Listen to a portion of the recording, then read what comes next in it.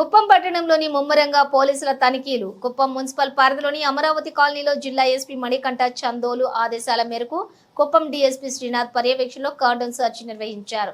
కుప్పం పట్టణంలోని పలు వార్డులలో తనిఖీ చేయడంలో నిమగ్నమైన వారు పోలీసులు. ఇక సోమవారం నాడు ఉదయం అమరావతి కాలనీలోని ముమ్మరంగా తనిఖీలు చేపట్టారు.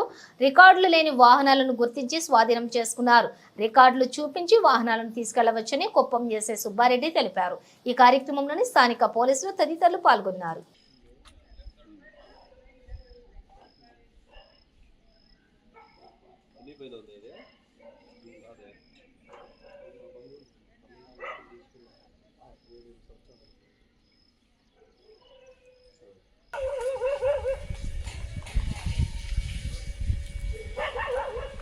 తొందరగా రావాలి మా